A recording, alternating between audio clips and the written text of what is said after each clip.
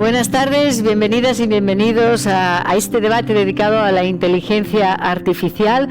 Soy Carme Peiró, periodista especializada en tecnologías de la información y de la comunicación, y voy a ser la moderadora que va a conducir durante las próximas 2 horas esta interesante reflexión sobre las tecnologías emergentes y en especial la inteligencia artificial.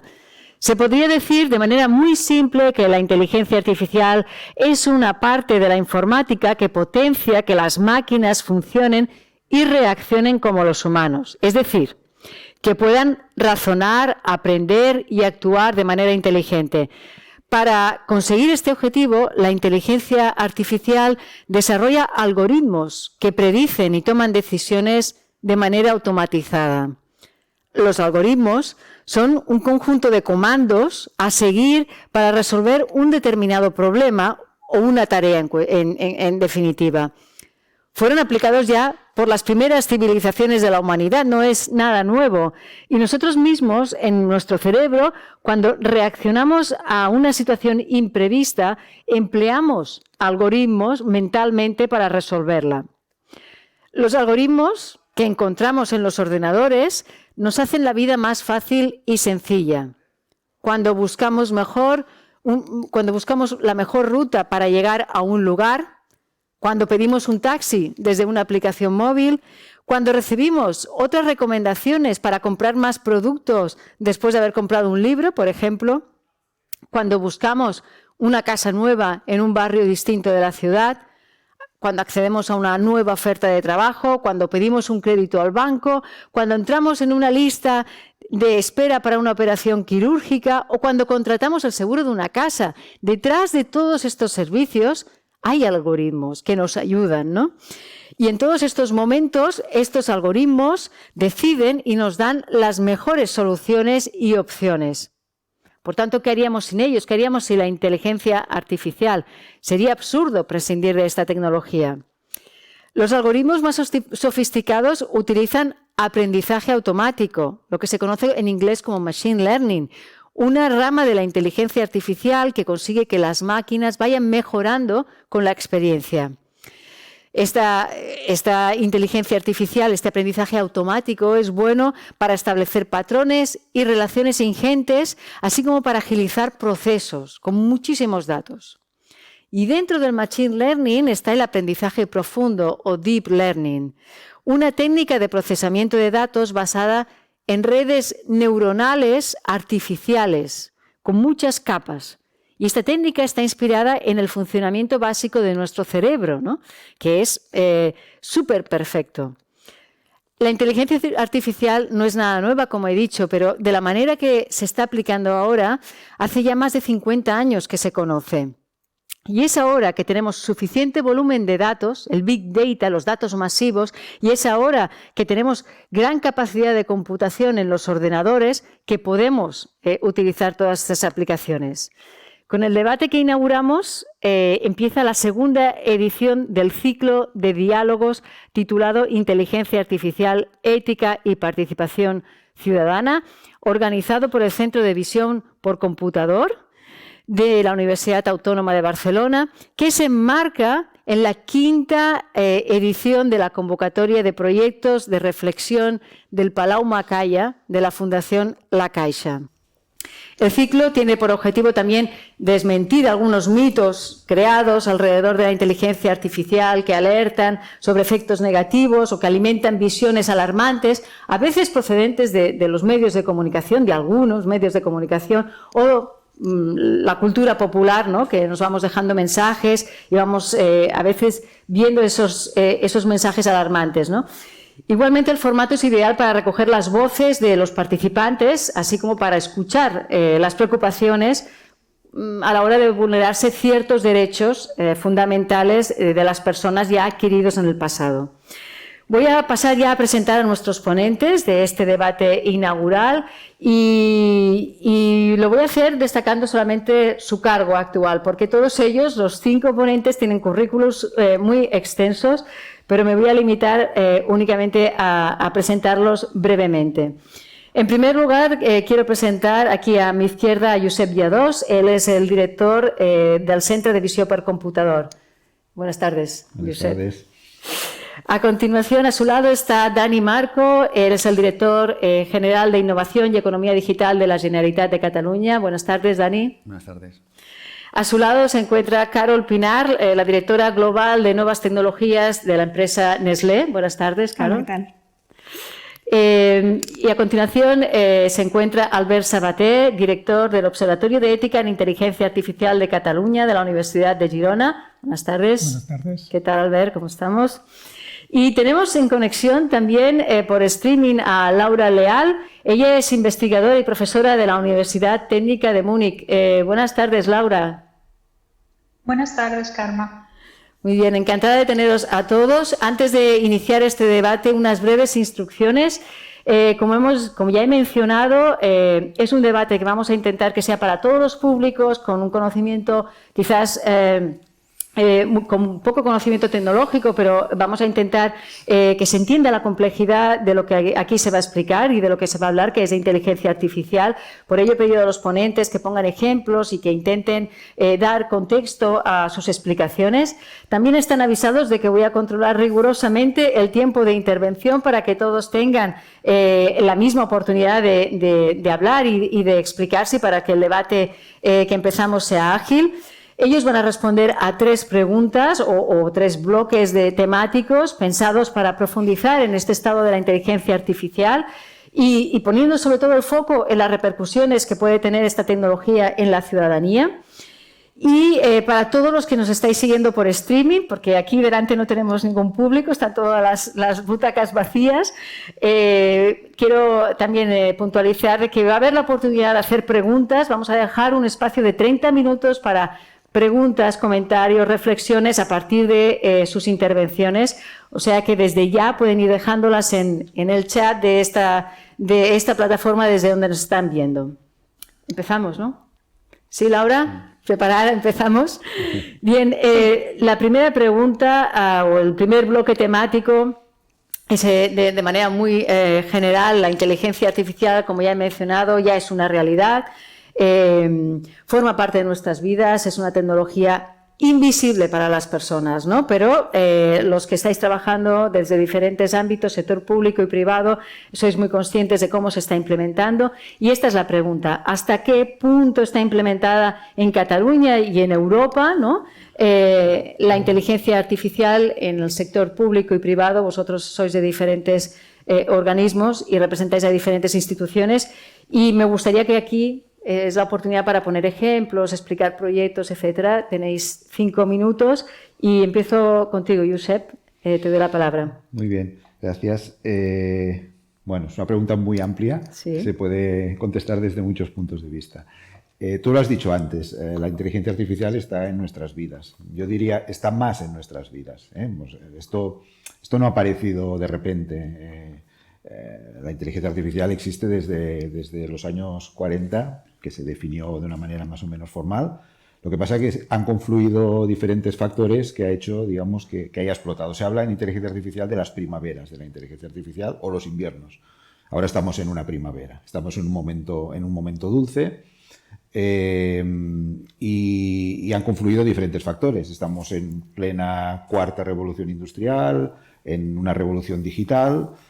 Y además también estamos en un momento en que, ahora tocaré el tema más, digamos, científico, que es el que me atañe a mí, en que, digamos, el avance computacional, las máquinas son cada vez más potentes, pero además hay nuevos paradigmas o paradigmas que hoy en día permiten abordar problemas mucho más complejos, como es el tema del deep learning que antes comentabas, que nos ha permitido resolver retos que hace 5 años parecían imposibles. Y como decías, está en nuestras vidas porque lo tenemos en casa, tenemos robots que aspiran solos, podemos programar el microondas y tenemos televisores que podemos controlarlos moviendo nuestras manos. Y ya no digamos lo que pasa en el exterior o en entornos más profesionales, en entornos médicos, diagnósticos automatizados o asistencia al diagnóstico, vehículos conectados y autónomos que van a revolucionar el mundo del transporte, etcétera, etcétera. Después puedo entrar en algún proyecto más concreto.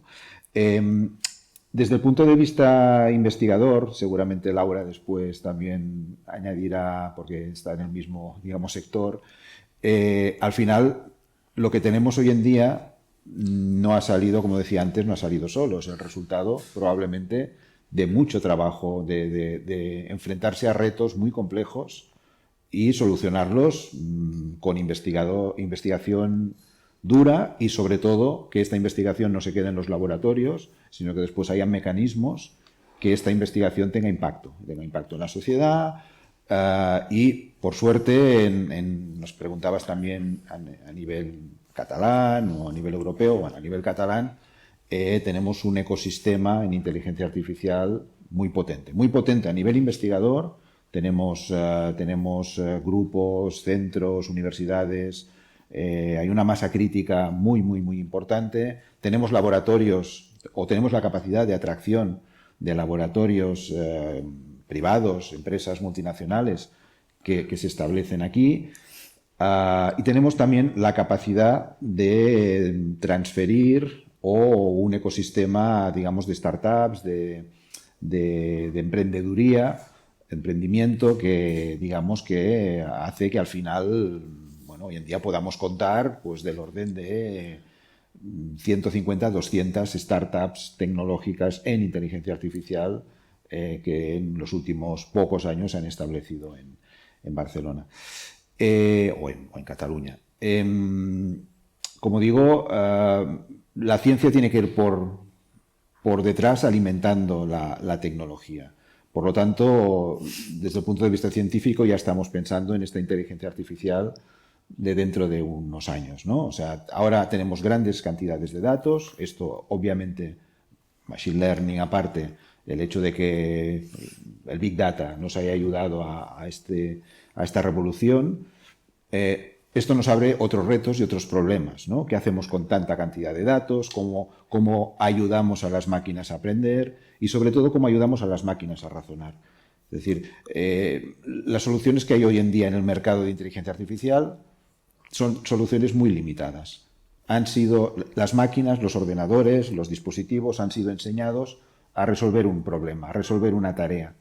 Yo digo siempre en broma que el día que mi Rumba de manera autónoma se ponga a cocinar, tendremos realmente una inteligencia artificial. O sea, que ha aprendido a partir de razonamiento, que ha aprendido a partir de pocos ejemplos, que ha sido capaz de conectar otros inputs para al final desarrollar una tarea inteligente. Acabo muy rápido centrándome más en mi ámbito de trabajo, que es dentro de la inteligencia artificial, la visión artificial. Estoy en el Centro de Visión por Computador y en Cataluña, dentro del ecosistema de inteligencia artificial, tenemos un subecosistema de visión por computador muy importante. Antes daba números simplemente para ilustrarlo, del orden de unas 40, 50 tesis doctorales anuales, unas 100 empresas basadas en visión, multinacionales que están invirtiendo en laboratorios catalanes. Por lo tanto, en este punto de vista, creo que tenemos una base muy sólida que, si hay más financiación, obviamente, podríamos hacer mucho más. Muy interesante, Josep, esto que comentabas. Y claro, es importante, ¿no?, que se deje claro, ¿no?, que la inteligencia artificial, le decimos inteligencia, pero quizás no es tan inteligente todavía esta tecnología, porque todavía, como mencionas, hay muchos retos por delante, ¿no? Y espero que durante el debate y las intervenciones de todos vayan quedando claros estos retos o esto que no hace todavía la inteligencia artificial y que se les está atribuyendo también. Hay mucha literatura y muchos libros sobre si la inteligencia artificial cuándo no pasará a los humanos, ¿no? Y bueno, ya entraremos más adelante en esto. Dani, ahora te doy a ti la palabra, ¿no? ¿Cómo tenemos esta inteligencia artificial aquí en Cataluña, ¿no?, desde el ámbito público? Bueno, yo primero haré un poco de reflexión también para que los que nos están viendo, cuando hablamos de inteligencia artificial parece que es una cosa que es un poco lejana a ellos, y en el fondo la mayor parte de su actividad, seguramente todos, desde que se levantan, están en contacto con la inteligencia artificial, ¿no? Todos tenemos, o casi prácticamente todos, un smartphone. Entonces, ya, aparte del mío, solo sin tocarlo, me ve y se abre, ¿no? a través del Face ID. Después me voy al trabajo y utilizo el Google Maps. Cuando estoy en el trabajo busco en las redes sociales. Cuando compro por Amazon o veo cualquier contenido digital. A través de estos dispositivos estamos directamente relacionados con la inteligencia artificial. Y poco a poco, ¿no? Josep hablaba de la rumba, ¿no? Puede ser la rumba, los coches, los smartwatches que todos tenemos, realmente nos están dando servicios sin que quizás sepamos que hay inteligencia artificial. Esto, que podemos decir que ya está en la vida de todos, hemos de trasladarlo también a lo que serían las actividades de las administraciones y de las empresas, que no todos lo estamos utilizando como podríamos, porque al final la tecnología vemos que está presente. Sí que es verdad que es una tecnología que ha sido muy liderada por grandes gigantes tecnológicos. Básicamente todos los servicios que he dicho vienen de plataformas americanas y eso comentaba. Nuestras 200 empresas que tenemos en Cataluña, que tienen también soluciones, tienen que ser las que nos ayuden a transformar la administración y a transformar muchos de los sectores. Quizá pues banca, telecomunicaciones, aseguradoras, algunas han empezado a hacer ya un análisis importante de este ámbito. Nosotros en la administración estamos empezando, estamos quizás yo diría probando, testeando. A veces organizaciones tan monolíticas, ¿no?, como la administración ya, ¿no?, hacen un avance importante en lo que es la incorporación de servicios digitales. Incorporar la inteligencia artificial es quizá el siguiente paso. Tenemos algunos ejemplos que ahora con toda la situación de pandemia que estamos viviendo, muchos edificios se incorpora el reconocimiento facial para no tener que hacer ningún tipo de contacto. También tenemos detección de nivel de presencia y acumulación de personas en los espacios. Eso también te lo permite la inteligencia artificial.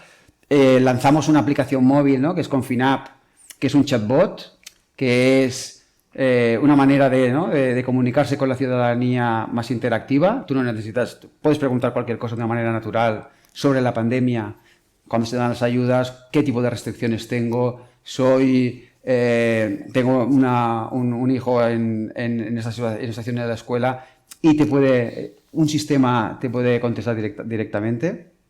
También hemos montado el observatorio epidemiológico, que lo que hace es analizar datos de movilidad, datos del ámbito de la salud, datos meteorológicos, y utilizando técnicas, ¿no?, de inteligencia artificial, ver, ¿no?, dónde tendremos rebrotes, de qué manera estos modelos matemáticos, ¿no?, que se aplican, cómo lo podemos utilizar, por lo que sí que estamos analizando y empezando a utilizar la inteligencia artificial, pero para que se desarrolle de una manera, ¿no?, más masiva, como os he dicho, en el móvil.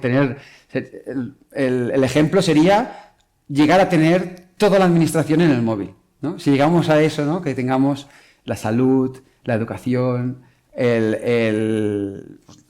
todos los trámites en el móvil y de una manera directa, pues seguramente habremos llegado a este ámbito.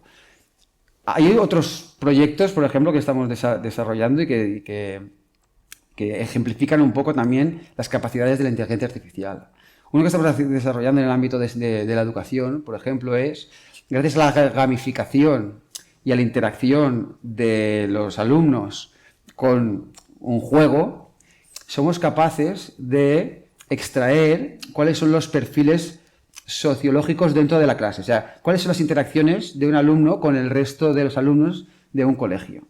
Que esto antes hacía un psicólogo, se sentaba con el alumno y estaba una hora hablando con él y interactuaba. Ahora, en 15 minutos, una máquina lo puede hacer de toda la escuela. Permite detectar posibles casos de bullying antes de que se produzcan. Permite detectar situaciones anómalas en la relación entre chicos, chicas o profesores. Y realmente lo que tiene que haber detrás de esto, y después seguramente que hablaremos, es una herramienta para que el psicólogo o para que el profesor realmente tome las decisiones, ¿no? Por lo que al final no hemos de entender la inteligencia artificial únicamente como te doy un servicio digital y detrás tengo inteligencia artificial, la inteligencia artificial ha de ser una herramienta para potenciar las capacidades de la gente, de los servidores públicos, de los médicos, de los profesores o de los policías, etcétera, etcétera, etcétera. En cualquier caso, lo que está claro es que estos ejemplos que has mencionado, Dani, ayudan a entender más por dónde se está moviendo, ¿no?, la parte pública del gobierno catalán. Y también hay una parte que has mencionado así muy rápido, que imagino que la inteligencia artificial internamente dentro de lo que es todo el conjunto de la administración catalana o del gobierno catalán será para ayudar a ser más eficientes en todas las operaciones, en todos los trámites que van dirigidos a la ciudadanía, ¿no? Entonces, bueno, ahí eso también está interesante, todo lo que has apuntado para los aspectos éticos que entraremos más tarde. Le voy a dar la palabra ya a Carol, que en este caso representas a Nestlé, una empresa privada, y el enfoque que nos puedes dar también es diferente de lo que hemos escuchado hasta ahora, ¿no?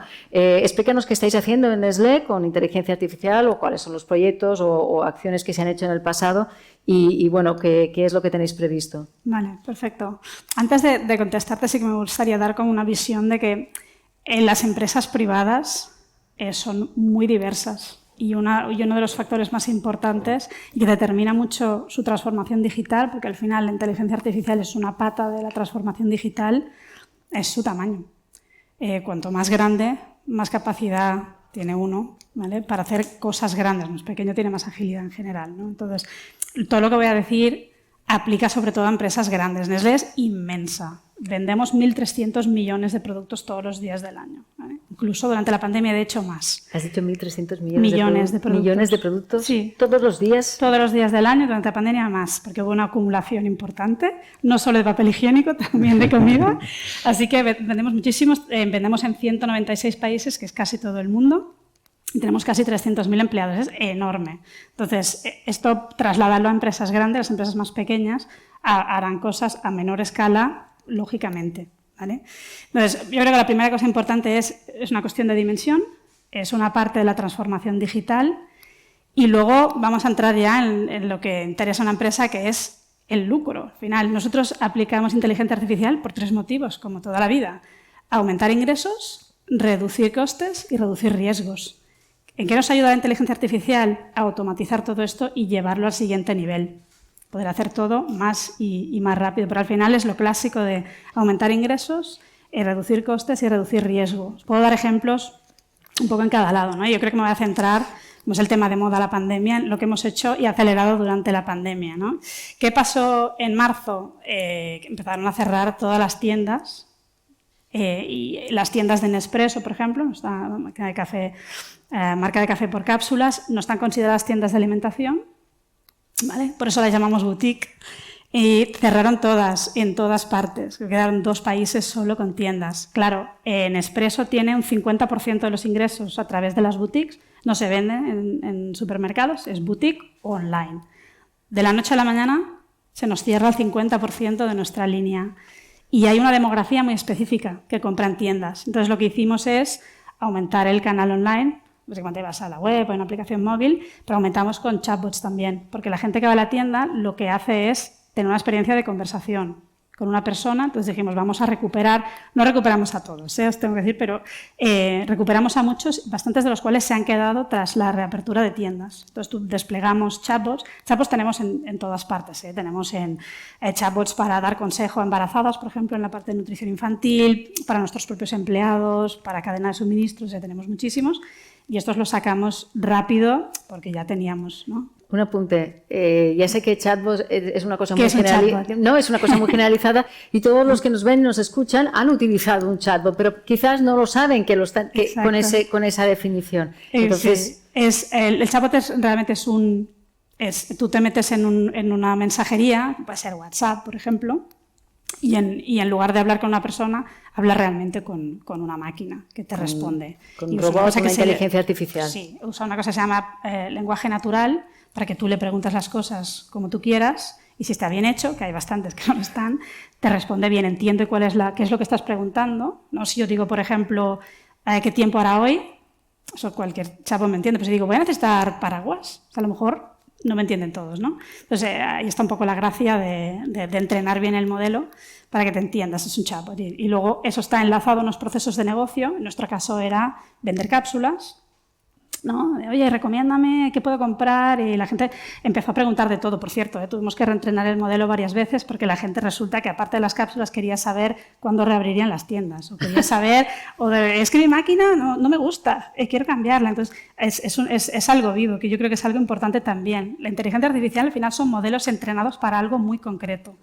Si tú le cambias el paso, tienes que reentrenarlo. O sea, es algo vivo, no es como sacar un software a producción que es determinista, de lleva unas reglas y si esto, haz lo otro, sino que va aprendiendo y por tanto, hay que seguir enseñándole, ¿no? Como las personas, ¿no? Exactamente. Cuando estamos en una tienda también vamos aprendiendo. Cuando se enfrenta con datos nuevos, pues no sabe qué hacer. Entonces, hay que seguir reentrenando. Este es un ejemplo. Y la verdad es que han reabierto las tiendas, los hemos dejado y hay gente que sigue comprando a través del chatbot y no ha vuelto a la tienda. Es interesante la tendencia también, ¿no? Que realmente se han acostumbrado y les gusta y la verdad es que el chatbot funciona muy bien.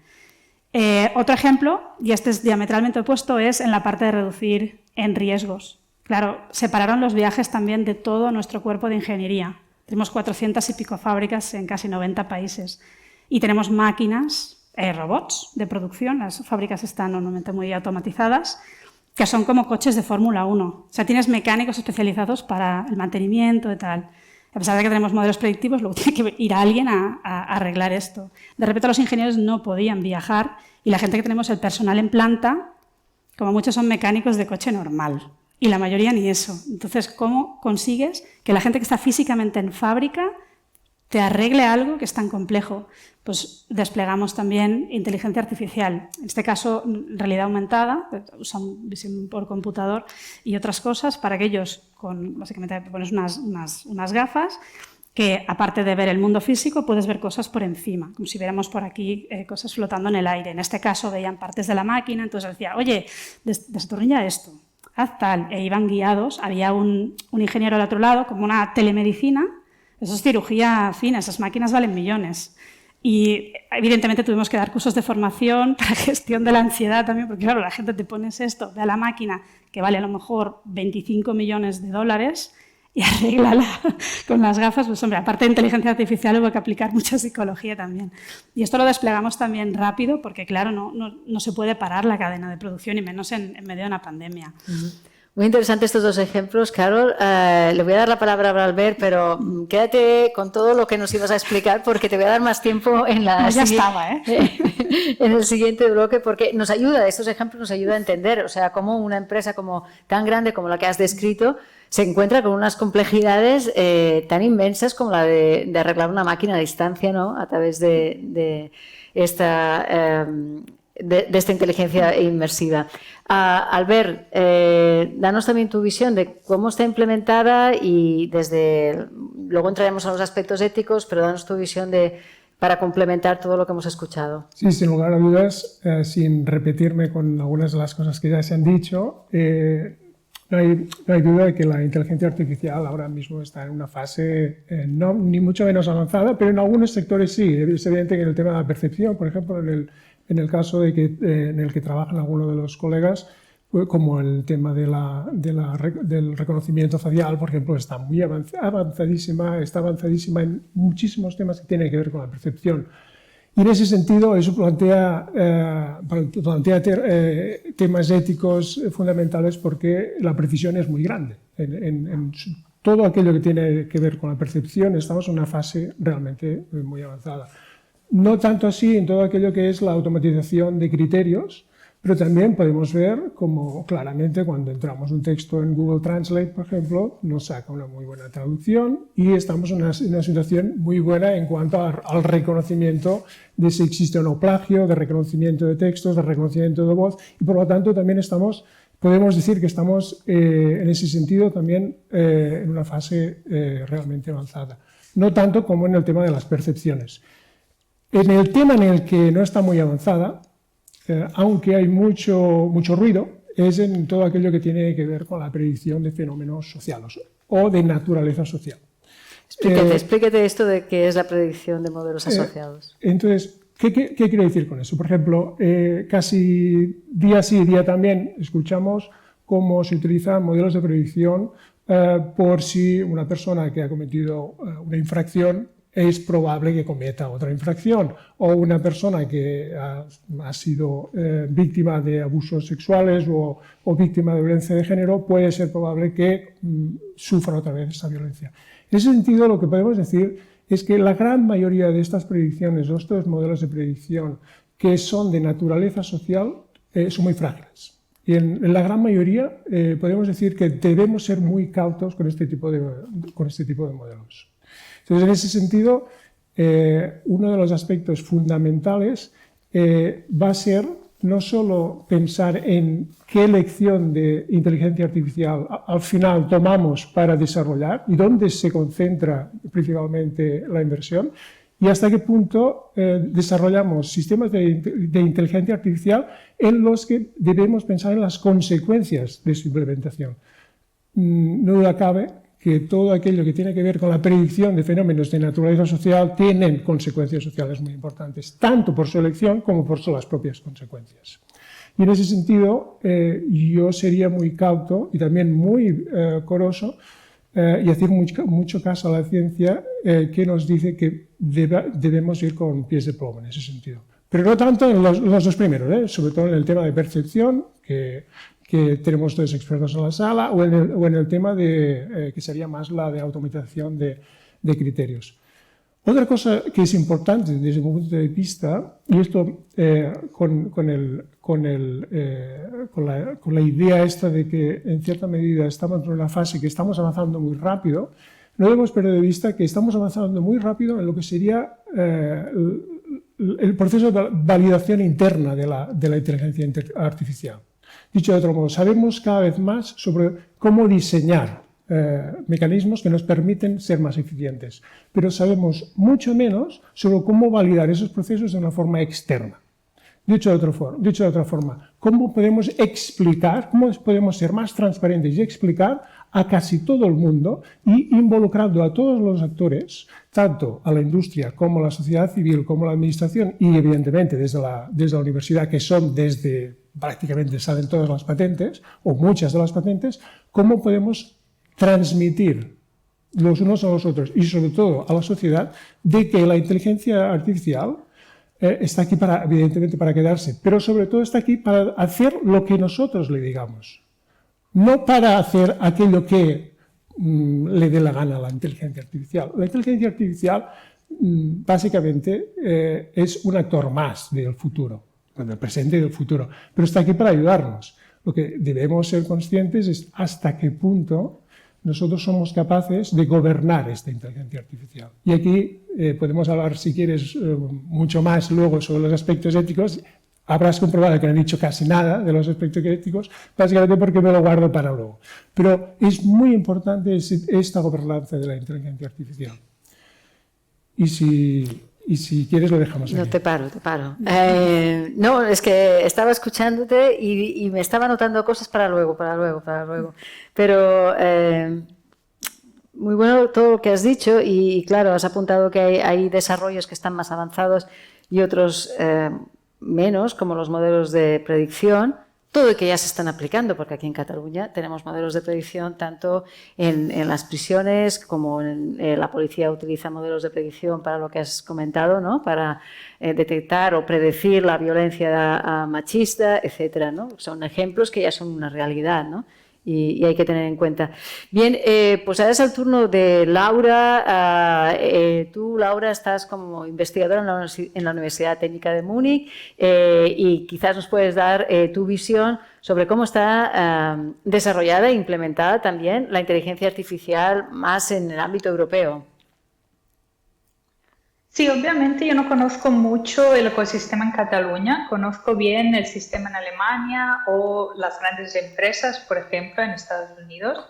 Y puedo decir que a nivel público en Alemania obviamente se ha invertido muchísimo en inteligencia artificial.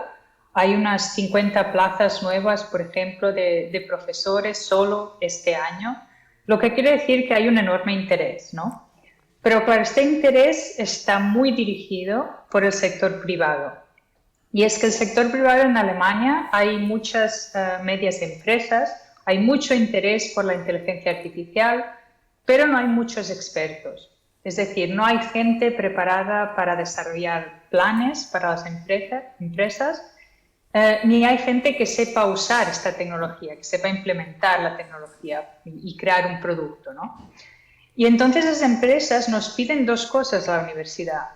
La primera cosa es estudiantes preparados para poder llevar a cabo estos proyectos de inteligencia artificial, ¿no? Y obviamente los estudiantes lo saben y piden siempre más y más cursos de inteligencia artificial y de Deep Learning. Y, por ejemplo, pues el curso de Deep Learning que yo creé cuando llegué a la Universidad de Múnich en el 2016 ya, tiene más de 1000 estudiantes cada semestre, lo que es realmente muchísimo. O sea, hay mucho interés por parte de las empresas y mucho interés por parte de los estudiantes. Y la segunda cosa que nos piden las empresas son muchas colaboraciones de investigación, porque quieren saber qué se puede hacer con la inteligencia artificial. Es decir, no es tan fácil para una empresa saber qué es lo que se puede hacer, qué es lo que no se puede hacer, cuántos datos tendrán que dar a los algoritmos para que funcionen. Es decir, las empresas nos piden qué se puede conseguir con la inteligencia artificial. Y este es el primer paso que estamos haciendo. Estamos haciendo muchos proyectos para ayudar a las empresas a ver qué se puede hacer, qué problemas podemos resolver con la inteligencia artificial. Y bueno, esto es bueno para nosotros porque, claro, hay mucho dinero que circula, que recibimos para hacer investigación con un producto en mente, pero también investigación para avanzar en general lo que llamamos state of the art en inteligencia artificial. Y esto es más de las empresas pequeñas o medias en Alemania, pero obviamente hay las empresas grandes, por ejemplo, de coches, ¿no? Audi, que están cooperando con empresas, sobre todo americanas. Por ejemplo, Mercedes está cooperando con una empresa americana para lanzar la conducción autónoma. Y obviamente esta es ya otra historia, ¿no? En Estados Unidos pues van muy avanzados en inteligencia artificial, tienen mucha ventaja, ahora en Asia también, porque tienen mucho talento de todo el mundo que sabe cómo usar la inteligencia artificial. Y bueno, esto es ya otra discusión y en Europa pues vamos un poco.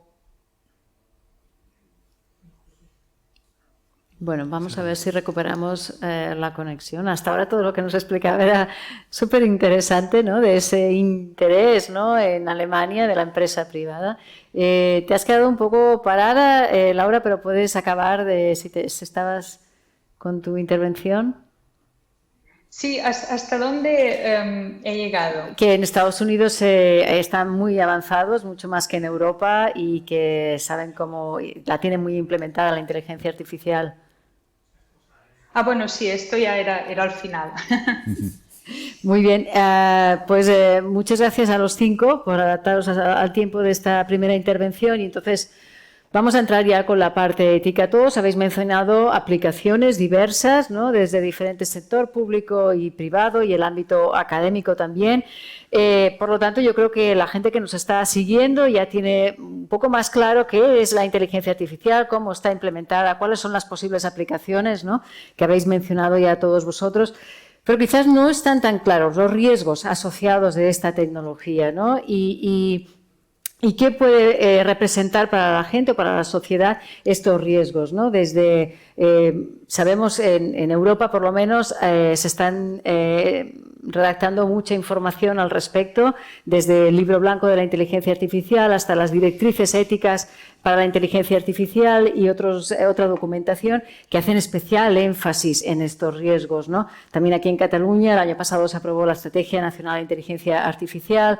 Desde el 2017, si no estoy equivocada, contamos con la Carta de Barcelona, que fue como un inicio de sentar estos principios éticos. El Ayuntamiento de Barcelona también está impulsando su estrategia de inteligencia artificial y vamos a ver esto en más gobiernos autonómicos y en muchos más países que ya está en funcionamiento. ¿Por qué tanto interés en estos aspectos éticos? Si hay este interés, es obviamente porque también contamos con un gran listado, si lo pusiéramos en listado, ¿no?, de casos y de errores que, con las mejores de las intenciones, en la mayoría de ocasiones, desde gobiernos o desde servicios de empresa privada, sector privado, se han cometido ciertos errores o que han discriminado o que han perjudicado a colectivos o que han afectado en ciertos... que esta mañana, por ejemplo, comentaba en otro evento, ¿no?, los estudiantes ingleses se manifestaron este verano porque se implementó desde el gobierno inglés un algoritmo para corregir los exámenes, ¿no?, y esas pruebas, pues el algoritmo discriminó precisamente todos aquellos alumnos que pertenecían a escuelas de barrios con menos recursos económicos y más pobres, ¿no? Y entonces este tipo de errores, o de este tipo, que quizás vosotros me corrijáis y no le digáis errores, sino que es de pruebas de la inteligencia artificial, si ya estamos poniendo las aplicaciones, no corremos el riesgo de cometerlos todavía mucho más. Y aquí ya dejo una pregunta como muy abierta, ¿no? Porque primero, no sé si la ciudadanía, y esto es lo que os pregunto, tiene muy claros que existen definidos estos principios éticos, y por otro lado, no sé si estos, si se conocen, si se sabe que si alguien se salta estos principios éticos, la ciudadanía tiene derecho a protestar, tiene leyes que le puedan proteger, ¿no? Voy a dar la palabra en el mismo orden y os dejo un poquito más de tiempo para que os explayéis en el tema, poniendo ejemplos y haciendo que la gente que nos escucha entienda bien la importancia de estos conceptos éticos. ¿Empiezo? Vale. Bueno, cualquier disciplina nueva, cualquier revolución tecnológica seguramente tiene sus riesgos porque precisamente es nuevo y no está, no sé si decir, legislado, o no nos hemos encontrado con esas situaciones que después, a toro pasado, nos damos cuenta de que, bueno, que han sido problemáticas, ¿no? Ahora explicabas este ejemplo del sesgo, en este caso en Inglaterra, ¿no? Este sesgo que se habla mucho de la inteligencia artificial. ¿Son errores? Bueno, probablemente son errores porque al final los algoritmos que se han desarrollado están reflejando una sociedad o una manera de funcionar de una sociedad, o si hablamos técnicamente de entrenamiento a partir de unos datos, se han entrenado a partir de unos datos ya sesgados de origen, ¿no? O sea, se habla de la ética de la inteligencia artificial. O sea, la inteligencia artificial por sí misma no es ni ética ni no ética. Es la ética de cómo se utiliza y de cómo se programa, ¿no? Obviamente iremos aprendiendo y probablemente deberemos tener, pues igual que con instrumental industrial, pues hay unos procesos de certificación, de prevención de riesgos, de que esta máquina, pues no sé, un día pues haya un fallo y el operario que está manipulando pues tenga un accidente, pues obviamente un algoritmo que guía cualquier actividad, si ese algoritmo está mal o no está programado siguiendo unos ciertos principios, pues tiene riesgos, ¿no? Y hay un montón de casos que se ponen encima de la mesa, ¿no? El típico del coche autónomo que prevé que tendrá un accidente y a quién atropello, a la persona mayor de la izquierda o a la persona joven de la derecha que es un delincuente, ¿no? O sea, lo que pasa es que lo estamos llevando a un extremo, ¿no?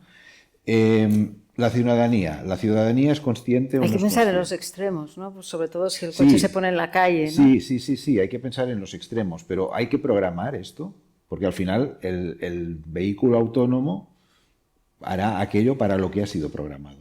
No lo hará porque de manera natural lo hace o no hace, ¿no?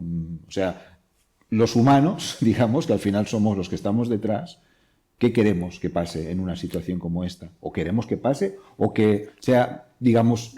Los humanos también nos equivocamos aleatorio? Y se cometen errores muy graves, pero en este caso del ejemplo que estás poniendo, el coche autónomo, casi que el principio ético sería de quién es la responsabilidad si pasa algo, ¿no? ¿A quién reclamo? No saberlo como ciudadana. Este es otro tema, por supuesto, ¿eh? O sea, la legislación sobre esto, ¿no? La responsabilidad. ¿De quién es la responsabilidad?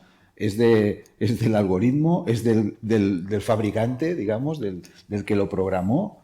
Seguramente sí, ¿no? O sea, es como un accidente en una fábrica, como decía antes, ¿no? Si la máquina no funciona, seguramente la responsabilidad será de quien fabricó esta máquina. Y la fabricó con un porcentaje de fallos, ¿no?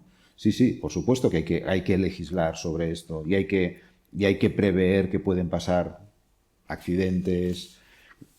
Otro tema es, hablabas de la ciudadanía, no quiero olvidarme de esto, ¿no? O sea, la ciudadanía, obviamente, sobre todo en el sentido de la privacidad de los datos, de que están utilizando nuestros datos,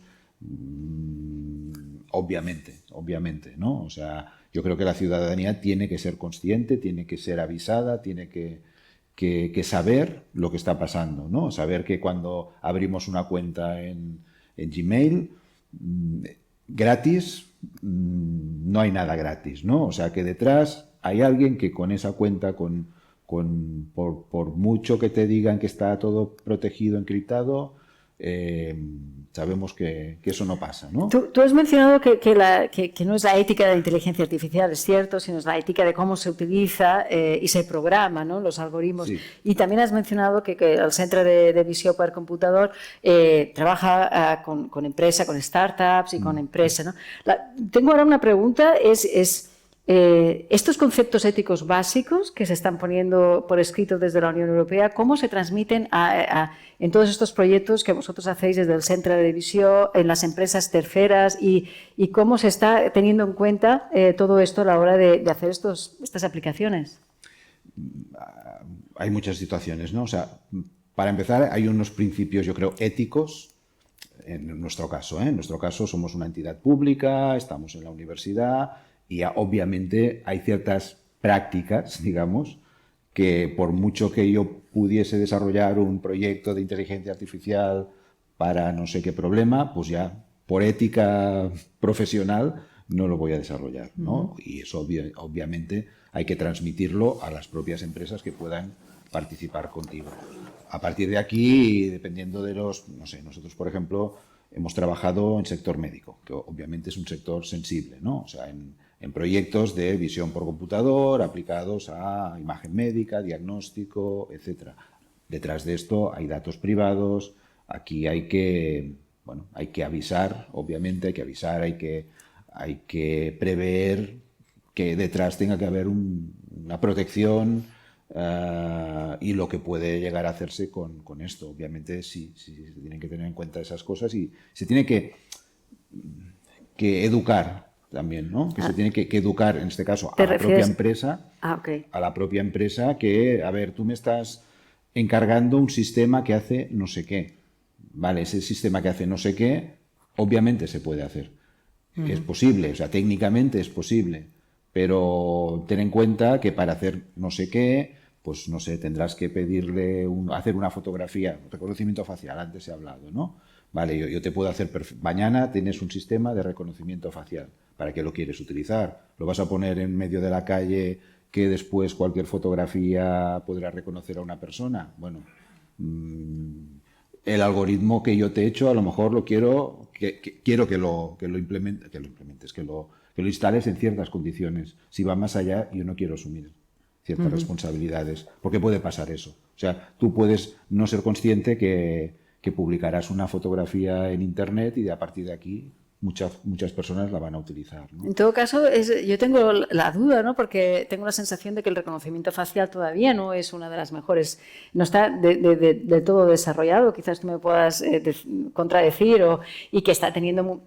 Hay casos de errores en el reconocimiento facial, ¿no? Y sin embargo ya se está aplicando como decía Dani, ¿no? Antes, con los teléfonos, la entrada a la banca virtual, empresa privada que te lo pide para entrar al entorno laboral, ¿no? Incluso se ha llegado a poner en las escuelas, en la entrada para el reconocimiento de los alumnos, con lo cual Bueno, ¿qué conceptos éticos juegan aquí, ¿no? Porque estamos hablando de rasgos biométricos, ¿no? Son como únicos e intransferibles y ninguno tiene los mismos rasgos como la huella digital, ¿no? Yo creo que este es un aspecto ético que si después queréis comentamos más, pero a ti, y para acabar tu intervención ahora, ¿está suficientemente desarrollado el reconocimiento facial para que sea seguro y para que no tengamos que... A ver, está desarrollado. De nuevo, depende en qué condición. Es decir, no es lo mismo un reconocimiento facial para activar un teléfono móvil, que digamos que es reconocer una persona, Exacto. que, no sé, una búsqueda de un delincuente que a partir de todas las cámaras de videovigilancia de una ciudad, o un experimento que se hizo hace años en Estados Unidos en un estadio de fútbol americano, la Super Bowl. El anuncio era: hemos detectado no sé cuántos delincuentes a partir de las cámaras de los accesos, ¿no? Claro, no te decían cuántos falsos positivos habían tenido, ¿no? O sea, quién habían clasificado como delincuente y no lo era, o al revés, o cuántos no habían detectado y habían entrado, ¿no? O sea, en este punto de vista más masivo, más de quiero reconocer una persona en cualquier lugar y en cualquier situación, no es un problema, digamos, resuelto. No es un problema resuelto, sin embargo, ya se están instalando este tipo de aplicaciones, pues como has dicho, en estadios masivos, ¿no? de fútbol o de competiciones, y después hasta se han anunciado que en supermercados, en grandes supermercados también, y en centros comerciales o en aeropuertos. Ya sabemos que los sistemas de vigilancia están utilizando estos reconocimientos. Entonces, bueno, lo dejo aquí porque bueno, van a salir más cosas. Solo déjame añadir una cosa a esto que dices. Yo creo que aquí, al menos técnicamente, lo que hay que decir es: esto tiene que ser un sistema de ayuda. Es como un sistema de diagnóstico médico. No va a sustituir al médico. Va a ayudar al médico a lo mejor a detectar un tumor a partir de una radiografía o lo que sea. Un sistema de reconocimiento facial puede ayudar, por ejemplo, en un tema de seguridad, pero no categóricamente ya como la máquina me ha dicho que en este supermercado ha entrado no sé quién, ya está, ya me lo creo. No, a lo mejor te puede filtrar y decir: mira, ahí te elimino un montón de fotografías y te doy las que parece que puede ser a este que estás buscando. De acuerdo. Dani, la Estrategia Nacional de Inteligencia Artificial que el gobierno catalán implementó, publicó y anunció el año pasado, tiene muy presentes los conceptos éticos, y la muestra es el Observatorio de Ética que se estrena ahora a finales en diciembre, se presenta, ¿no? O que ya se ha presentado y hace su primera reunión ahora en diciembre. Desde el gobierno catalán, ¿no? ¿Cuáles son esos consejos que darías a la ciudadanía para que tuviera en cuenta sobre los aspectos más éticos de esta tecnología que ya tenemos aquí? Yo iniciaría, primero, para contestar a tu pregunta de si la ciudadanía es consciente o no. Yo creo que en términos generales no somos conscientes, sobre todo quizá porque también todo el desarrollo digital es una cosa bastante nueva en la sociedad y no ha estado impregnada en los fundamentos, pero parece en muchos casos que cuando pasan las cosas en el ámbito digital no tienen la trascendencia en el mundo real como si la tuvieran, ¿no? Y eso nos está pasando, por ejemplo, por eso la Generalitat impulsó una carta de derechos y deberes digitales, pensando en esto, en poner en valor, poner realmente sobre el papel esta reflexión. Ahora, actualmente, se pueden cerrar webs, ¿no? Como está pasando, que se cierran las webs, si tú cierras, ¿no?, una institución, la puerta de una casa, parece como mucho más agresivo, y en el fondo es lo mismo. Para no permitir la movilidad de las personas, hemos de poner un estado de alarma, y en cambio se puede prohibir la movilidad de Internet. Tú puedes acabar cortando y cerrando Internet, por lo que los derechos de las personas en el mundo físico parece que no se transmiten realmente al mundo digital. Por lo que es la primera reflexión. Y los derechos son los mismos, porque los derechos son fundamentales, ¿no? Son derechos de las personas. Claro. Y esto es un poco lo que esta Carta de Derechos y Deberes Digitales ha querido reflejar en diferentes ámbitos, y uno de esos ámbitos es precisamente el de los algoritmos, la inteligencia artificial y cómo han de ser este tipo de riesgos, o sea, cómo hemos de mitigar este tipo de riesgos, ¿no? Y se habla de que necesitamos que sea auditable, al final, ¿no? Para poder redimir responsabilidades has de poder auditar, y en algunos casos no está claro de hasta qué punto se puede entender realmente cómo funciona y de qué manera se ha llegado a una conclusión. Si realmente esa conclusión está asistida por una, o sea, es una asistencia para una persona, quien toma la decisión es la persona. Entonces, tú ya tienes el criterio para si eliges o no tomar esta asistencia. Pero si no, queda en este caso. Que sea también transparente. Antes comentábamos, ¿no? Un chatbot. Una persona de saber que está hablando con un chatbot, no pensarse que está hablando con una persona. Eso es importante, la transparencia. Y evidentemente que si tú sabes que estás interactuando con una inteligencia artificial, actuarás de una manera, y si estás actuando con una persona, actuarás de otra, pero es totalmente factible. Igual que estás comprando con clics, poder hacerlo hablando, pues es mucho más fácil y efectivo, y sobre todo mucho más escalable. También que se ha hablado, ¿no? Que se reduzcan los sesgos, que sea diversa. Tenemos una sociedad que es una sociedad diversa.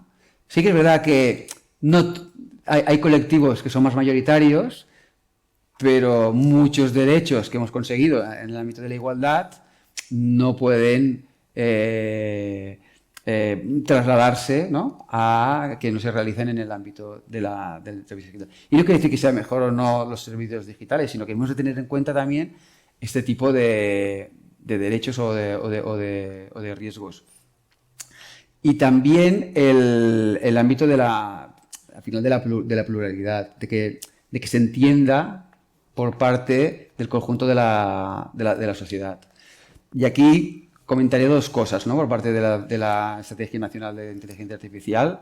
Una es el Observatorio de Ética para la Inteligencia Artificial, que eso dejaré al Albert para que sea su director, para que lo explique, pero nosotros tenemos un eje de esta estrategia, es el de ética y sociedad. Es igual de importante o más que el desarrollo de inteligencia artificial, que la investigación que se desarrolle y que el uso que podamos hacer desde la administración pública. Y el otro es el de la formación de la ciudadanía. Y también aquí, ¿no? Vamos a poner en marcha programas, evidentemente, que como se comentaba, que necesitamos profesionales, pero también necesitamos ciudadanos que entiendan, cuando hablan con un chatbot, que es un poco lo que hay detrás. O cuando hay un algoritmo, un sistema que da asistencia a alguien y si a alguien se le explique, que sepamos un poco qué es, ¿no? Hay una experiencia en Finlandia, que es Elements of AI. Cataluña va a poner en marcha una formación para todos en inteligencia artificial, que son unos módulos básicos, esenciales, para saber lo que es como usuario. Y que si puede servir además para motivar a algunos de los ciudadanos, chicos y chicas, a ir más allá y decir, no, pues yo encima quiero crear estos sistemas y quiero ayudar a la sociedad generando más inteligencia artificial. Pero creo que no somos conscientes. Es muy difícil estar al nivel de los expertos, ¿no? Ingenieros, científicos, pero hemos de ser como mínimo conscientes de esta revolución. Creo que es súper importante lo que has mencionado, bueno, todo, ¿no? La capacidad de que sea auditable, transparente, de mitigar esos sesgos, ¿no? De hecho, también Josep lo mencionaba, los algoritmos se alimentan del entrenamiento con datos, los datos son del pasado, en el pasado, como has dicho, pues las sociedades eran diferentes, por suerte hemos evolucionado, respetamos más los derechos fundamentales luchados durante décadas, pero lo más interesante de todo es la formación. Porque si la gente no está formada, no se entiende toda esta complejidad, porque es muy complejo esta inteligencia artificial, pues no va a haber capacidad para protestar, ni para entender, ni para para hacerle un poco ese seguimiento, ¿no? También a todo lo que se implemente. Le voy a dar la palabra a Carol porque desde la empresa privada, o sea, y de Nestlé, voy a hablar de Nestlé ya. Claro, toda esta parte ética, ¿no? Pensando en los clientes. Tú antes has dicho, una empresa es el lucro, ¿no? ¿En qué momento entra en tensión, ¿no? Estos principios éticos que podemos pensar en privacidad de datos, esa transparencia que mencionaba, has de decir, la gente cuando entra al chatbot de Nespresso sabe que está hablando con un robot. Explícanos un poco. Entra en tensión todo el rato y no hace falta que haya inteligencia artificial. Es decir, la ética digital ya lleva bastantes años y, por cierto, como sociedad vendemos nuestra privacidad muy barata, ¿no? Ya suelen decir que si no pagas por el producto, tú eres el producto. Pues ahora diría, ¿cuántos tenéis Gmail? No hay nadie.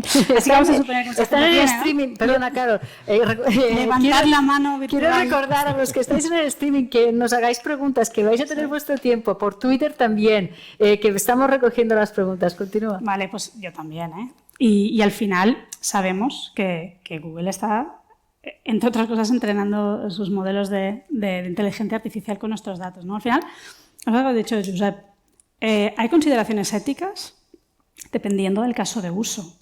Yo, por ejemplo, he dado un ejemplo antes de ayudar a nuestra gente en planta a arreglar nuestras máquinas. Ahí no hay ninguna consideración ética, son nuestras máquinas, nuestra gente y para adelante, ¿no? Pero claro, cuando entramos en modelos de predicción o modelos de recomendación para consumidores, y nosotros somos un sector súper regulado, pero si yo pienso en nutrición infantil, todavía más. ¿Qué le va a recomendar nuestro sistema a una embarazada? Eso está muy regulado, por cierto, ¿eh? La lactancia materna es lo número 1. Pero tiene que haber regulación. Hay cosas para las que sí. Yo soy una ferviente defensora de eso. Y en el caso de Nestlé, nosotros tenemos código ético, hemos consultado todos los que, bueno, el año pasado nos sacamos, habíamos consultado todos los que hay, claro, operamos en todo el mundo, todos. Y nosotros decidimos que teníamos que estar al nivel del máximo como mínimo, ¿vale? Y, por ejemplo, en cuestión de responsabilidad que ha salido, nosotros somos responsables de lo que ponemos en producción, siempre. Sea un producto físico que comes o bebes, o sea un modelo de inteligencia artificial. Somos, porque nuestro sello está ahí, ¿no? Y esto está basado en los valores. Nestlé tiene 4 valores, que en realidad es uno. Es el respeto por nosotros mismos, por los demás, por la diversidad y por el futuro. Y todo lo que hacemos como empresa reposa sobre estos 4 valores. La inteligencia artificial no es distinta. Y, por ejemplo, nosotros habría cosas que podríamos hacer, por ejemplo, con aprendizaje profundo y que no hacemos porque necesitamos que sea explicable y transparente. ¿Como por ejemplo? Como por ejemplo, bueno, hay modelos de recomendación que son infinitamente mejores con Deep Learning que con otro tipo de modelos. Pero si no podemos al menos explicar las razones principales por las que les recomendamos o dejamos de recomendar algo, y nuevamente depende del caso de uso. Hay recomendaciones que no tienen mucho impacto, pero las hay que sí. Y al final, un modelo de inteligencia artificial lo que hace es como una gran lupa que magnifica lo que ve. En ese caso de los niños de antes, magnificó el código postal y aprendió que hay ciertos códigos postales donde la gente le va peor. Y es que es así, ¿no? Si tú quieres decir no quiero discriminar, tienes que sacar ese dato y que el modelo no aprenda. Pues si está ahí, el modelo va a aprenderlo porque hay una correlación y está ahí. Entonces, nosotros tomamos decisiones muy deliberadas en eso, ¿no? Y pasa por muchas cosas. Pasa por tener equipos diversos cuando construimos los proyectos, y me refiero a, por supuesto, de todo, de credo, hombres, mujeres, gente de varios países. Intentamos que haya la mayor diversidad. Justamente de ámbito sociológico también. También. Y tenemos comités y adaptamos también modelos a los diferentes países. No es lo mismo culturalmente algo aquí que lo pueda ser en el sudeste asiático, por ejemplo, ¿no? Entonces, eso aumenta la complejidad. Ojalá podríamos sacar un modelo para todos, pero no tendría sentido desde nuestro punto de vista en valores, porque ni atenderíamos a la parte de diversidad y que el modelo sea justo en el sentido de que no discrimine, que es un principio básico, ni nos ayudaría tampoco a explicar y a ser transparentes, ¿no? Porque algo decidido en Barcelona, por ejemplo, nuestro hub digital más grande está en Esplugas, de hecho, porque se ha decidido algo en Barcelona que luego se aplica en China, no tiene nada que ver la sociedad, ¿no? O al revés, ¿no? Entonces, nosotros tenemos muy claros los principios. Luego el diablo está en los detalles, como siempre, ¿no? Luego implementar esto es muy complejo y hay que poner muchos puntos de control, empezando por qué datos tomo y cómo me aseguro que realmente esa diversidad y esa no discriminación esté. Y a veces es quitar datos del modelo. Cómo me aseguro de que luego los equipos, tanto de los científicos de datos como ingenieros de datos, como todos los implicados, las decisiones que están tomando para afinar el modelo van en base a esos valores y esa ética. Como luego en producción, porque el modelo, claro, se enfrenta a otros datos y a ver cómo reacciona, cómo nos aseguramos de que, he comentado antes con el chatbot, ¿no? De la gente preguntaba por las boutiques, pues no tenía ni idea, pues hubo que enseñarle, ¿no? E ir adaptándose e ir haciendo el mejor trabajo posible. Y uno último de comunicación y educación, de que la gente que usa eso tiene que saber que al final eso es un modelo con sus pros y sus contras y tiene fallos, ¿no? Y estar preparados también incluso a nivel legal y sobre todo a nivel legal por si hubiera un fallo.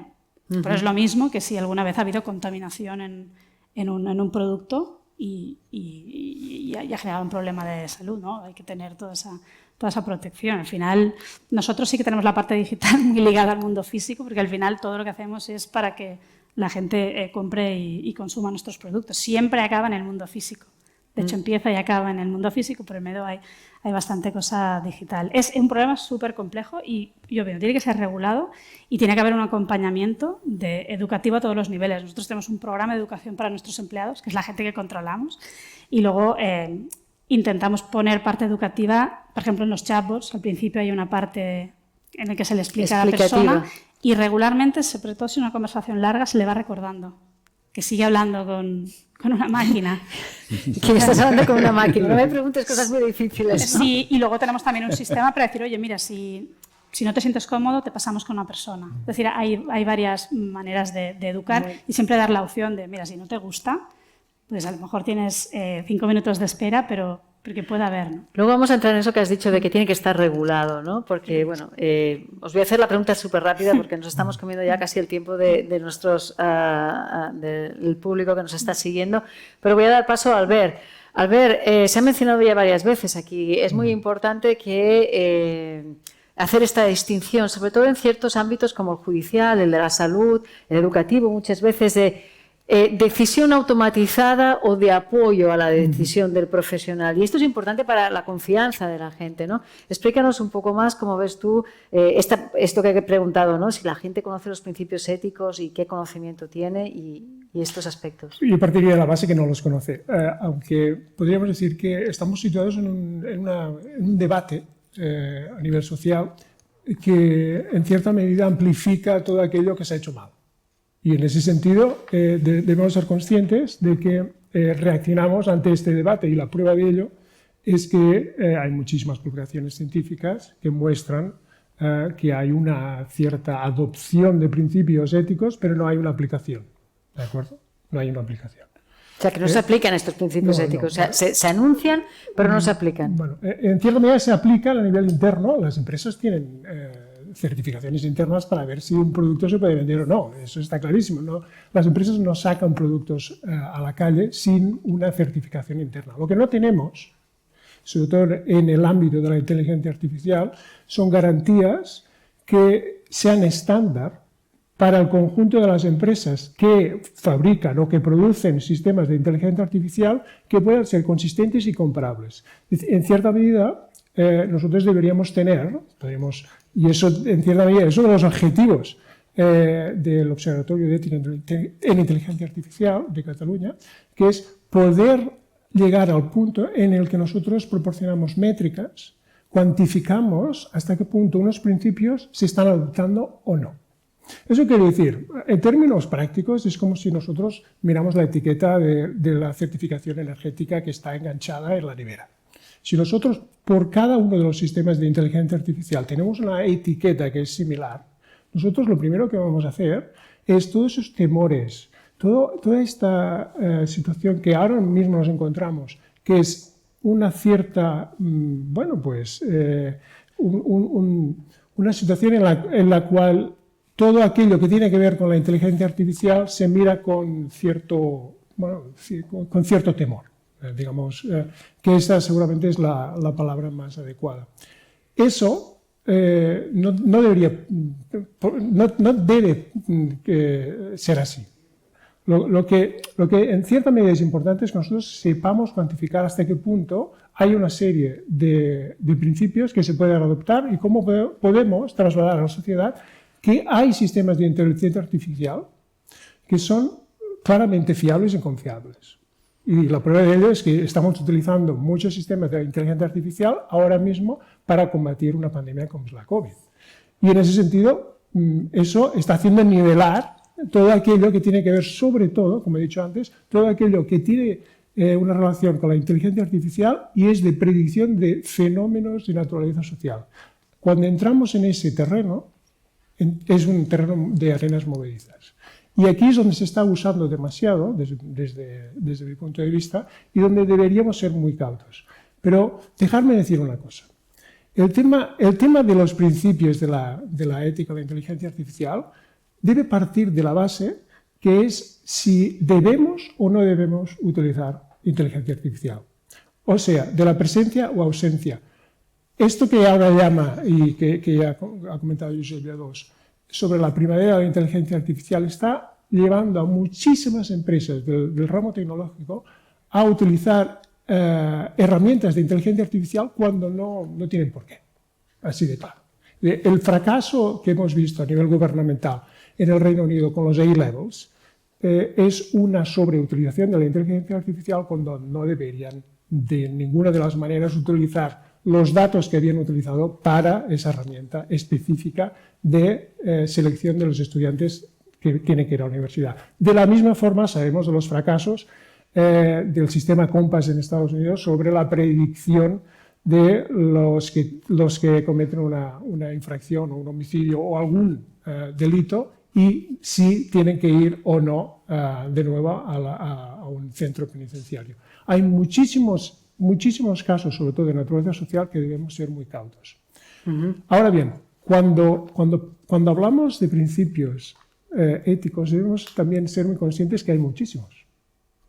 Y aquí estamos en un ámbito que se habla del problema de la alineación de la inteligencia artificial. Los principios que tenemos nosotros en este contexto no tienen por qué ser los mismos que existen en la China, o que existen en Estados Unidos, o que existen incluso en otro lugar. Y por tanto, estandarizar estos principios éticos va a ser una tarea faraónica. Pero nosotros tenemos una ventaja primordial. Primero que estamos en Europa, y Europa se está preocupando muchísimo para avanzar en una inteligencia artificial humanista. Y en ese sentido, esa ventaja que se traslada y que se imprime claramente en el libro blanco que se publicó este febrero del año 2020, ya con un comité de expertos que está dando muchísima información del horizonte que debemos tomar. Entonces, está clarísimo que hay una parte que es fundamental, la responsabilidad. ¿Vamos a tener siempre la responsabilidad nosotros, los humanos, o lo vamos a delegar a las máquinas? ¿Vamos a ser una especie que va a estar supeditada a lo que digan las máquinas? Muy probablemente no. Muy probablemente no. Pero no solo eso. ¿Hasta qué punto vamos a invertir en una tecnología que sabemos que va a proporcionar mucho bienestar, pero que a la vez consume muchísima energía? Entonces, esos son temas que vamos a tener que plantearnos. Lo que está clarísimo es que vamos a tener que seleccionar cuáles son los principios éticos que más nos incumben como sociedad en el contexto donde vivimos. Exacto. Pero también es cierto que eso puede producir ventajas. Ventajas a aquellos que no aplican ningún principio ético, por ejemplo la China, y aquellos que los implementan todos. Eso es un tema que desde un punto de vista económico también debemos preguntarnos. ¿Hasta qué punto nosotros, desde un punto de vista diferencial, nos vamos a situar Europa en un ámbito de juego en el que ya en un punto de partida de desventaja, sobre todo en relación a Estados Unidos y la China, vamos a implementar un paquete de principios éticos que realmente van a ser seguramente ralentizadores del desarrollo de la inteligencia artificial. Déjame que te pare aquí, porque tenemos a Laura. Laura, que yo le voy a pedir que su intervención vaya relacionada más. Antes he hablado aquí tú has mencionado los fabricantes de coches y también se ha mencionado los rumbas que tenemos en casa y otros productos que nos acompañan. Hay este miedo escénico de que los asistentes virtuales que nos acompañan y nos dan los buenos días nos escuchan y nos espían. Y Laura ha mencionado que hay muchas empresas que quieren hacer un montón de implementaciones en inteligencia artificial. Laura, ¿cómo se vive todo esto de los principios éticos dentro de las empresas y en el sector europeo? ¿Qué se está debatiendo? Bueno, yo puedo explicar el punto de vista desde la investigación, ¿no? O sea, mi punto de vista de una persona que se divierte con esta tecnología, con el reto intelectual que supone resolver un problema con la inteligencia artificial y, por ejemplo, explicar, pues, desde un punto de vista técnico, la discriminación de los algoritmos, por ejemplo, ¿no? Nosotros trabajamos mucho con reconocimiento facial, con reconocimiento de personas, y por lo tanto tenemos todas estas preguntas éticas, pues nos tenemos que hacer siempre estas preguntas éticas, ¿no? Y por ejemplo, pues vamos a ver, iniciamos un proyecto en un laboratorio de inteligencia artificial como el mío. Seguramente este laboratorio estará en Europa, estará en Estados Unidos, en Asia, ¿no? Y queremos pues crear un sistema de reconocimiento facial, por ejemplo, ¿no? Entonces vamos a nuestros estudiantes y decimos, bueno, queremos utilizar esta inteligencia artificial, necesitamos recoger datos. Y los estudiantes que están pues, en Europa, Estados Unidos o Asia van a recoger datos de sus amigos, de la gente de sus redes sociales. Y claro, pues esta gente pues, en mayor parte es blanca, es asiática. Y empezamos ya pues, un proyecto con datos sesgados, ¿no? Y este es el primer problema, creo que todo el mundo reconoce este problema. Pero el segundo problema que tenemos es las métricas que nosotros utilizamos para medir si nuestros algoritmos funcionan bien, ¿no? Nuestras métricas siempre son como un poco, como dijiste antes, Karma, métricas que miden solo la media. O sea, los extremos no cuentan, porque si yo tengo 2 o 3 ejemplos donde mi algoritmo no funciona, pues da igual, porque en los otros millones de ejemplos funcionará. Y entonces, al medir la precisión de los datos de esta forma, hacemos que los datos sesgados, o sea, que el algoritmo sea aún más sesgado, porque va a funcionar para los datos que tenemos en mayor cantidad, ¿no? Y yo creo que los estudiantes, obviamente mis estudiantes no van a pensar en las consecuencias de sus decisiones. Ellos quieren hacer su artículo, tienen también este desafío intelectual, ¿no?, de resolver el problema. Pero cuando la tecnología llega a la sociedad, es cuando vemos la discriminación que nuestros algoritmos pueden crear. Y entonces, pues tenemos que tenemos que pensar en el método científico de cómo recogemos datos, cómo creamos nuestros algoritmos, y todo esto nos hace pensar, obviamente, en también la poca diversidad que tenemos en nuestros laboratorios, como decía, por ejemplo, Carolina. Siempre nos quedamos cuando está en lo más interesante. Tiene el wifi preparado para que... ¿Qué pasó? No, estabas en lo más interesante, como dice Carolina, y ahí nos quedamos, Laura. Perdón. La tecnología no está tan avanzada como pensamos. No, estaba diciendo que en nuestros laboratorios tenemos poca diversidad. Es decir, especialmente en el sector de la inteligencia artificial o la visión por computador, que es mi sector, pues hay una mayor parte de hombres blancos, y por lo tanto yo creo que tenemos también que empezar ahí, ¿no?, a pensar quién va a desarrollar esta tecnología y pensar en la diversidad, por ejemplo, del equipo, ¿no? Y todo esto me lleva al punto de la ciudadanía y de cómo la ciudadanía puede ver los riesgos y sus derechos de la inteligencia artificial, ¿no? Y yo creo que una cosa que no me gusta es que la tecnología no se explica a la sociedad. Es decir, ahora vemos un montón de debates, de expertos sobre el virus, por ejemplo, que obviamente ahora es pues, un tema central, pero me parece que la tecnología no recibe la misma atención, ¿no? O sea, no hay muchos debates como este, por ejemplo, en que se explique pues, por qué Tesla tuvo el incidente donde el coche, por ejemplo, no frenó delante de un camión blanco que está cruzado en la calle, ¿no? O sea, técnicamente, ¿por qué pasó? Y no sé por qué no se puede explicar esto a la sociedad. Yo creo que se tienen que explicar muchas cosas, pero no estoy de acuerdo en que la gente pues, no pueda llegar a entender los principios básicos, por ejemplo, de la inteligencia artificial, porque ni es tan inteligente ni es tan artificial, al menos aquella que tenemos ahora en los móviles o en los ordenadores. Muchas gracias, Laura, por tu intervención. Yo sé que teníamos la última pregunta pendiente, pero antes, y como estamos ya invadiendo el espacio prometido a la gente que nos está escuchando, y tengo preguntas para vosotros, las voy a lanzar pidiéndoos que seáis brevísimos, ¿vale? O sea, nos quedan 20 minutos y hay preguntas. Voy a empezar por una pregunta para Dani, que ha llegado a través de Twitter, y la pregunta es, si el objetivo es tener toda la administración en el móvil, ¿desaparecerán los funcionarios?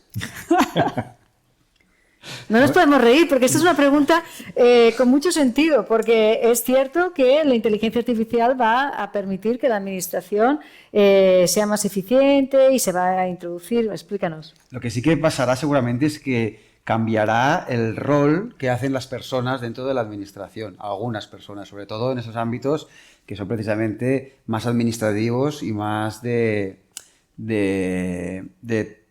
manejar datos o de chequear ciertos datos. Por eso, precisamente, facilitaremos mucho la vida a los funcionarios.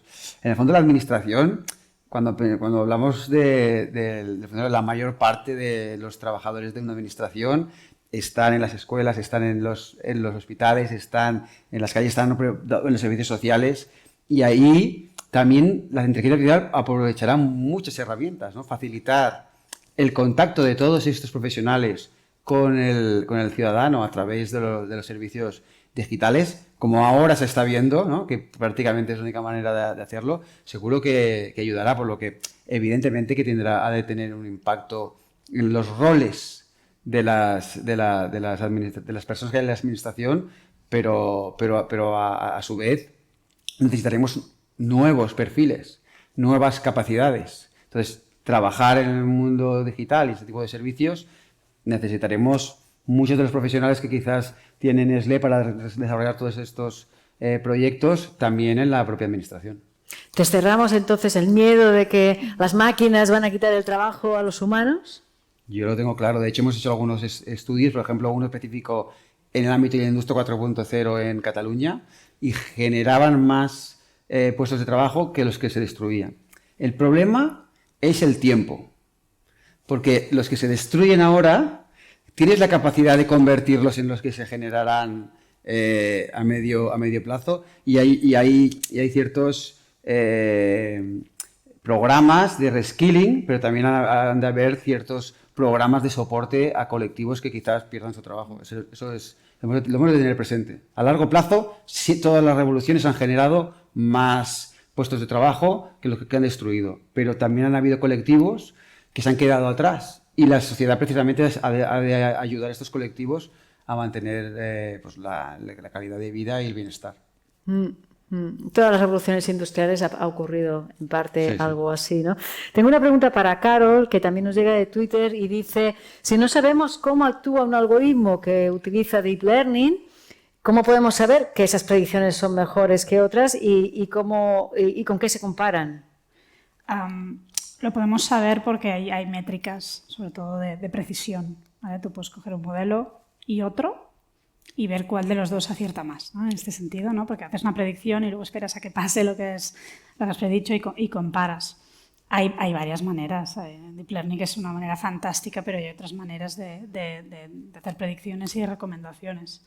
Por eso digo, y hay maneras mucho más explicables que Deep Learning. No vamos a entrar a explicar cómo funciona el Machine Learning, pero hay maneras que son más como tipo árboles de decisión, para entendernos, que tú puedes tirar para atrás, ¿no? Y ver en qué momento ha tirado para la derecha y no para la izquierda. Entonces, en Deep Learning, si tienes además muchísimas capas, es complicadísimo. Y en estas maneras de explicarse, la explicabilidad, por cierto, es uno de los retos que tiene que enfrentar la inteligencia artificial con el Deep Learning, respecto a la ciudadanía o a los clientes, ¿no? ¿Cómo explicas la decisión automatizada de un algoritmo, ¿no? Si no sabes lo que está ocurriendo en esa caja negra con ese Deep Learning, ¿no? Y sobre todo si tiene mucho impacto, por ejemplo, empieza un modelo que da o no da un crédito a alguien, ¿no? Hay que poder explicar. La persona dirá, ¿por qué no me lo das? Ah, mira, lo dice el algoritmo. No. En el caso de Nestlé, ¿cuál sería un problema de explicabilidad en las aplicaciones que tenéis con la alimentación y que dijeras, hay que tener mucho cuidado con esto? Por ejemplo, promociones personalizadas y que das acceso a un programa premium a alguien y a otro no, ¿no? Y por tanto, por ejemplo, me lo dan a mí y a mi marido no. Y diré, ¿qué pasa aquí? ¿No? O sea, yo encantada y mi marido no. ¿Por qué? ¿No? Si vivimos juntos en la misma casa, que ha hecho él mal, que yo he hecho bien, ¿no? Y esto, como la gente al final puedes comparar, y en Internet puedes comparar muy bien, esto genera quejas. Nosotros tenemos ese problema bastante acotado, pero claro, una entidad financiera puede tener un impacto entre que alguien se pueda comprar una casa o no, por ejemplo. Voy a hacer una pregunta para Josep, que nos ha llegado por Facebook, y preguntan en el tema del Machine Learning, ¿no? Si el algoritmo aprende por su cuenta, ¿cómo se le puede pedir, bueno, iría un poco en este sentido, responsabilidad al que hizo el algoritmo? Porque pedirle responsabilidades al algoritmo en sí no tiene sentido. No, hay que pedir responsabilidad al que lo programó, digamos, ¿no? O sea, sí, el algoritmo aprende por su cuenta, pero aprende según unas pautas que alguien ha marcado, alguien ha escrito ese programa. Al final es un programa de ordenador. Y el programa de ordenador le das unos datos y tú has dicho que cuando los datos sean de no sé qué manera, se tiene que comportar de otra. Por lo tanto, la responsabilidad es del autor, digamos. Claro, pero es que el autor nunca, en la mayoría de los casos, el autor no se conoce. El autor primero no se sabe del cierto que hay un algoritmo detrás. Y cuando se sabe, como en la empresa de Nestlé que comentaba Carol, no se sabe quién ha programado ese. Entonces hay que pedir la responsabilidad, eso está claro, a Nestlé. Pero en otros casos, como se han comentado aquí. Bueno, entraríamos ya en otro debate, que es el software, ya no de inteligencia artificial, el software como producto, ¿no? O sea, al final, vale, es algo que no es físico, pero igualmente es un producto. O sea, hace muchos años hubo algo que se llamó la crisis del software. Y la crisis del software era porque hubo un boom, como ahora pasa con la inteligencia artificial, todo el mundo hacía programas de ordenador, pero era un desastre porque no había criterios de calidad, ¿no? Entonces, ahora deberíamos tener unos criterios de calidad, unas certificaciones para asegurar que esto tiene la ISO no sé qué y, por lo tanto, cuando esto se utilice, alguien ha certificado que quien lo ha fabricado, hecho, desarrollado, inventado, es correcto. Estas certificaciones también eran mencionadas por Albert y me surge la pregunta que quizás le surge a otra gente y es de que, bueno, primero, ¿cómo han de ser? O sea, las certificaciones, hubo un momento en que la ISO ya las son reconocidas, no sé si el gobierno ha de implementar estas certificaciones, la industria, han de ser reconocidas, ha de ser diferente la certificación de un servicio público puesto por la administración que la de una empresa privada. Bueno, surgen aquí muchas preguntas y me imagino yo estas certificaciones como un sello, ¿no? Hay una página web, cuando entro en el chatbot del café, ¿no? Este algoritmo que te está atendiendo es confiable y porque ha pasado estas auditorías. ¿Sería así lo que estás diciendo? Sí. O sea, hablábamos ahora de la explicabilidad, ¿no? De poder explicar por qué un algoritmo ha fallado o qué hay dentro del deep learning. Por supuesto. Pero también está la confianza. Y la confianza también te la da una certificación. O sea, yo estoy comprando algo que sé que detrás alguien ha validado y, hombre, debería fiarme, ¿no? De que esto funciona. Uh-huh. Paso a una pregunta para Laura. Laura, te hacen una pregunta. Se dice que la sociedad no entiende la inteligencia artificial, o también lo has comentado, ¿no? Que esto es difícil de entender, pero la sensación es que de que la ciudadanía no entiende porque tampoco se explican bien cómo se utilizan estos algoritmos de deep learning. ¿Cómo podemos solucionar esto, no? ¿Cómo se pueden dar estas explicaciones necesarias, quizás con el curso de formación que comentaba Dani, pero quizás también con otras ideas? Bueno, nosotros lo que hacemos es mucho ir también a las escuelas para explicar lo que hacemos, ¿no? Y esto tiene pues dos objetivos. Uno, para explicar lo que es la tecnología, lo que es la inteligencia artificial. También para que las personas se interesen por este tipo de investigación, por este tipo de estudios. Y yo creo que esto es muy bueno porque los niños hacen preguntas muy honestas y a veces ves que se pueden explicar las cosas de forma muy sencilla y de verdad se pueden explicar cómo funciona un coche autónomo, se puede explicar a los niños y los niños lo entienden, ¿no? Y yo creo que este tipo de cosas se tendrían que hacer a todos los niveles de la sociedad, ¿no? Se tendrían que hacer debates, se tendría que ir a las escuelas a explicar, cursos de formaciones a nivel pues ya un poco más alto, obviamente cursos a las universidades, cursos en empresas. Yo creo que en general se tiene que hablar más de esta tecnología, explicar más en todos los ámbitos. Uh-huh. Bueno, el ciclo de diálogos que el Centro por Computación empieza, o que ya su segunda edición va en ese sentido, ¿no? Y este debate inaugural va en este sentido de explicar a la gente, ¿no?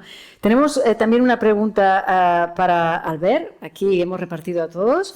Dice por Twitter, la inteligencia artificial es muy frágil para hacer predicciones sociales, has comentado. ¿Y por qué la utilizamos si no funciona bien? La respuesta es porque la queremos utilizar para todo. Y eso es un problema. De la misma forma que utilizamos el coche para todo, debemos dejarlo de utilizar. Utilizar porque no tiene sentido utilizar inteligencia artificial cuando tenemos evidencias de que no, sobre todo en este caso, o en este ámbito, no en este caso, en este ámbito de la predicción de fenómenos de naturaleza social, en los que una simple regresión nos daría mejores resultados, pero no nos daría la solución, de la misma forma que nos la da la inteligencia artificial.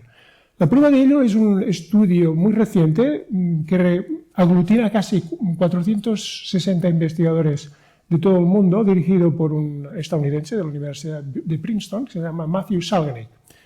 Este señor hizo un estudio utilizando unos datos unos datos muy importantes, que son prácticamente de 2 décadas de familias y de sus hijos, y a partir de estos datos, se llaman Fragile Families, pudo establecer si podía predecir los desvenimientos o los eventos que iban transcurriendo a lo largo de los 20 años utilizando las técnicas de Machine Learning o las técnicas clásicas de regresión. La principal paradoja fue que encontraron que el nivel de predicción de Machine Learning era más bajo que el de la regresión lineal. Pero eso no quería decir que la regresión fuese mejor que el Machine Learning, sino que era igualmente pobre la predicción de los fenómenos, sobre todo de naturaleza social. Uh-huh. Entonces, ¿qué quiero decir con ello? Que debemos ser muy cautos. Que cuando vemos una empresa que utiliza herramientas de predicción basadas en ML, en Machine Learning, para contratar a la gente, por ejemplo, o para predecir si una persona va a actuar de una manera o de otra, debemos ser tan cautos como preguntarnos, primero de todo, preguntarnos si eso es necesario. Y luego, si realmente los resultados son tan pobres, ¿para qué vamos a utilizar esa técnica? Debemos ser en ese sentido, sobre todo basarnos en las evidencias. Un buen consejo y a tener en cuenta, ¿no? Porque, bueno, ya se ha comentado, ¿no? Pero quizás una buena reflexión sería inteligencia artificial e inteligencia humana todos juntos y sumar capacidades y potencialidades, ¿no? Porque uno de los científicos y máximos investigadores que tenemos sobre el tema aquí, Ramón López de Mántaras, me dijo una vez, ¿no? La máquina ve cosas que el ojo humano no puede ver, ¿no? Y en cambio la profesionalización y el humano sabe de cosas, ¿no?, que la inteligencia artificial todavía no llega, ¿no? Y unidos quizás, y sobre todo si hace falta, ¿no?, tener en cuenta si hace falta implementarla o no. Me dice la organización que como hemos empezado un poco más tarde vamos a poder alargarnos un poquito más, y así que rápidamente voy a hacer otra ronda a los 5 para esa pregunta, y que ha salido también ya en vuestras intervenciones, de si hace falta una regulación específica, una ley que marque las líneas rojas de la inteligencia artificial. Se ha debatido mucho sobre esto, porque también se ha dicho que en el ámbito del sector privado eso podría paralizar la innovación, poner unos márgenes ahí, y eso podría ir en detrimento del avance tecnológico. Pero estamos viendo, por todo lo que se ha mencionado, de que quizás sí que ni las empresas ni la parte del sector público tiene a veces muy claras dónde están. Sí que tienen muy claros los principios éticos, pero definir y hasta dónde empieza o no uno de esos principios y dónde acaba quizás es más complicado, y una legislación quizás, lo dejo en condicional y os doy la palabra, podría ayudar, ¿no? En Europa se está debatiendo también mucho sobre el tema. ¿Cuál es vuestra opinión? ¿Regulación específica para la inteligencia artificial, sí o no? Teniendo en cuenta que ya hay un artículo en el Reglamento General de Protección de Datos que concretamente hace referencia a la utilización de estos algoritmos de decisión automatizada. ¿Hace falta más? Josep, voy a ir saltando muy rápido ya, que nos queda poco tiempo. Se me hace difícil pensar en ley de inteligencia artificial, porque ¿qué regula? O sea, ¿qué objeto se regula y qué no se regula? Yo creo que es más algo más amplio, ¿no? Es la tecnología en general. La inteligencia artificial es una parte, pero, por ejemplo, Cambridge Analytica, acceso a datos privados de Facebook, eso forma parte de la ley de inteligencia artificial, no es más que acceso a unos datos. Es una ley de bases de datos, si me apuras, ¿no? Es decir, es una ley sobre la ética de la utilización errónea de los datos y de, digamos, la programación de sistemas que, si no se cumplen determinadas regulaciones, pueden ser dañinos, infringir privacidades, etcétera, de personas. Yo creo que obviamente se tiene que legislar, pero o sea, creo, sí. Sí. Esto es un sí, esto. Sí. O sea, vale. Se tiene que legislar, pero yo no hablaría de la ley de la inteligencia artificial. Yo hablaría de una ley más genérica. De Algoritmos la tecnología, y de datos, tecnologías emergentes. Sí. O sea, que no es empezar de cero. O sea, evidentemente, y hay legislaciones sobre, antes lo hablaba, de criterios de calidad del software, etcétera. Lo que pasa es que quizá esta componente ética no está suficientemente incorporada a estas regulaciones, a estas ISOs, ¿no? O sea, la ISO de la ética de la informática, no sé si abrirlo tanto, pero... Por tanto, sí, más de lo que tenemos ahora, que hasta ahora es soft law, ¿no? De directrices éticas y libros blancos, algo más. Sí. Vale, aunque no la llamáramos ley de inteligencia artificial. Dani. Yo creo que sí, que una regulación ayuda a defender los derechos del ciudadano. Sí que es verdad que la regulación se ha de hacer bien y ha de estar actualizada, y eso es lo que cuesta, sobre todo en el ámbito digital, ¿vale? La Comisión Europea está planteando. Lo que sí que estoy segurísimo es que esto tendría que ser una regulación como mínimo de ámbito europeo. O sea, sí, y también, por lo que comentaba Albert, Europa puede posicionarse delante de otros, igual que lo has dicho en el ámbito de la protección de datos, como el que apuesta por un humanismo tecnológico y que apuesta por unos derechos de la ciudadanía. Y eso también puede ser un valor diferencial para la tecnología desarrollada en Europa.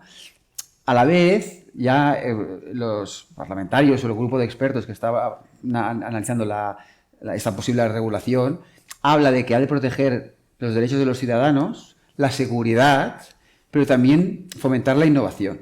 Que aquí, como hemos hablado siempre, hay dilemas. De la misma manera que en el ámbito ético y en el ámbito, pues aquí proteger y fomentar la innovación, pues tendrá sus dilemas. Pero se ha de pensar en este doble prisma, porque si no, acabamos frenando totalmente. Por tanto, ley sí. Ley sí, a nivel europeo, y sí que es verdad que hay también la Digital Service Act, que tendrá un ámbito más amplio, pero yo creo que el concepto de inteligencia artificial tiene unas características específicas como para que se ha de saber acotar, pero para que, igual que el comercio electrónico está regulado, los algoritmos han de estar también regulados. Se tiene que acotar. Y eso puede ir en detrimento de la innovación en el sector privado. Carol, antes has dicho que había que legislar. Sí, yo creo que hay que legislar en el sentido de que hay que proteger y sabemos que, yo creo que más en la protección que en la innovación que puede tener un contra tan grande, ¿no? Porque al final la inteligencia artificial magnifica, aunque sea un 5% de fallos, 7.500 millones de personas, ¿no? Multiplica un 5%, eso es mucha gente, ¿no?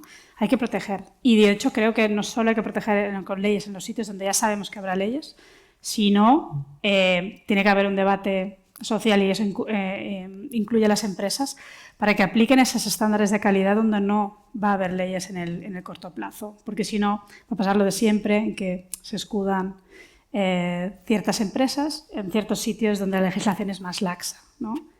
Y desde ahí puedes lanzar cosas al mundo. Y yo creo que al final es un acto de responsabilidad, ¿no? Y no solo legal, es una responsabilidad moral y las empresas tienen moral.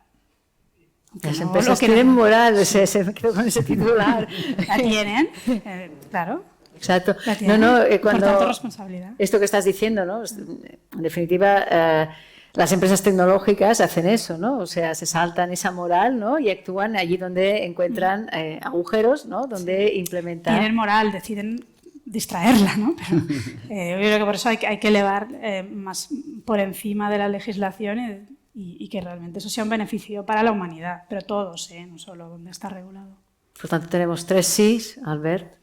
Efectivamente, una ley es absolutamente necesaria. A nivel europeo también coincido plenamente.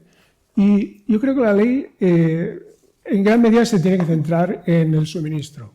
Y esos son los datos. Los datos son gran parte del problema. No es tanto la ingeniería o la industria que está detrás de la fabricación o de la provisión de los sistemas. Y no solo en la temática de inteligencia artificial, también la robótica y en el Internet de las cosas. Yo creo que hay una parte muy importante en la legislación que tiene que ver con qué empresas realmente están vendiendo gato por liebre. Eso es importantísimo. Estamos en una situación, en esta primavera de la inteligencia artificial, en la que estamos delante de muchísimas instituciones, organizaciones y empresas que están hablando de inteligencia artificial cuando en realidad no lo es. Es un proceso de digitalización o es un proceso simplemente suficientemente avanzado como para ponerle una cierta seudónimo de inteligencia artificial. La ley tiene que entrar en eso. ¿Por qué? Simplemente porque estamos... Es un mensaje de marketing igualmente. Efectivamente, pero eso tiene, evidentemente, es un efecto boomerang. Cuando tú vendes una cosa que no es, al final, pues tiene consecuencias. ¿Por qué? Pues porque la implementación de la inteligencia artificial fraudulenta, sobre todo en aquello que es muy difícil de predecir, acaba teniendo sesgos. Todos los sesgos. Y esos sesgos también vienen del suministro. Y por tanto la ley tiene que contemplar eso. No es solo una cuestión de principios que nos tenemos que poner de acuerdo. Y nos vamos a poner de acuerdo. Vamos a acabar, esperamos, con una etiqueta que nos permita certificar todos aquellos procesos que tienen que ver con la inteligencia artificial. Pero debemos también ser capaces de transmitir a la ciudadanía y a los compradores y a los clientes que aquel producto que se ha hecho, efectivamente se ha hecho con todas las garantías de la inteligencia artificial. Por tanto, sí, ley de inteligencia artificial. Sí. Y que haga énfasis en los datos, especialmente. Porque ahora yo estaba pensando... Sobre todo. Yo estaba pensando, ¿no? Claro, las empresas, las administraciones, hay un montón de códigos éticos, ¿no? Y vale, parece que mostrar tu código ético es como que ya eres ético.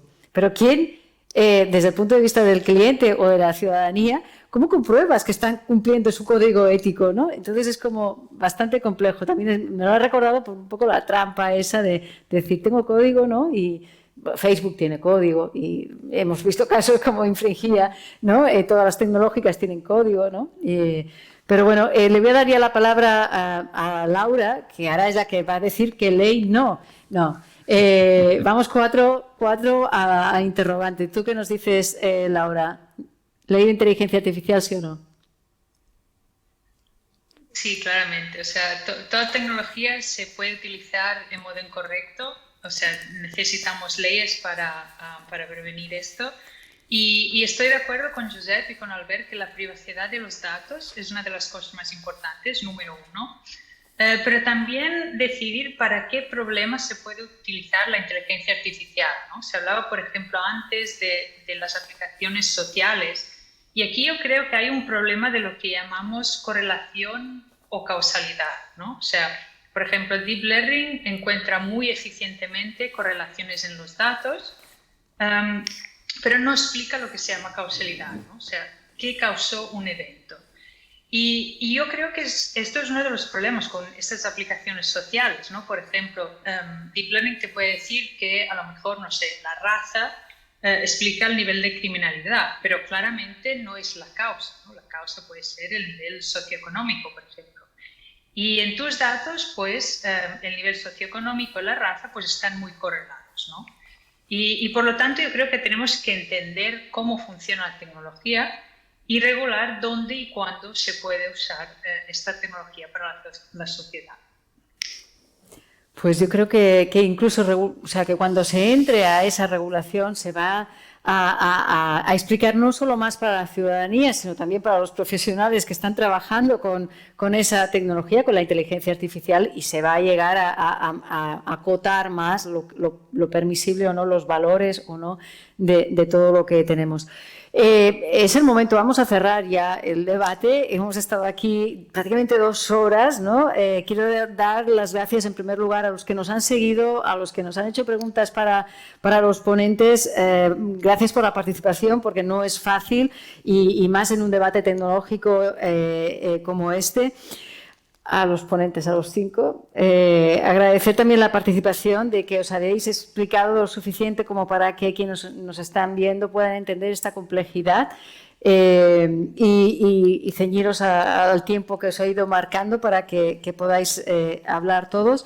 Y antes de cerrar la sesión, quiero recordar que este es el debate inaugural del segundo ciclo de sesiones de trabajo que organiza el Centro de Visión por Computador alrededor de las tecnologías emergentes, que este ciclo de sesiones de trabajo con la ciudadanía, para que se entienda más todo lo que significa la complejidad de la inteligencia artificial, empieza ya el próximo mes de diciembre, donde se va a hablar y reflexionar sobre videovigilancia, sobre los sesgos de los algoritmos que hemos comentado aquí, sobre la industria inteligente y la empresa, sobre las temidas y desastrosas fake news y esa desinformación que nos invade, y también sobre los datos masivos, ¿no? Sobre el Big Data como el nuevo poder comercial que hace que a veces esos valores que se tiene que tener fluctúen o no se tengan muy en cuenta. Personalmente considero que la propuesta es súper interesante, y lo más interesante creo que es la metodología de trabajo con esa ciudadanía, ¿no? Antes se ha hablado de cursos de formación, bueno, pues esta es otra manera, ¿no?, de reflexionar y de debatir para democratizar ese acceso al conocimiento de esta tecnología tan importante en este momento. No me queda más que agradecer también a la organización el que haya pensado en mí para moderar este interesante debate. Soy una apasionada de la inteligencia artificial y mucho más de divulgarla, intentando simplificar esa complejidad. Así que también muchas gracias. Espero que haya sido de interés de todos los que nos habéis seguido. Y hasta la próxima. Ya deberíamos escuchar los aplaudimientos, ¿no? Nos aplaudimos nosotros. Sí.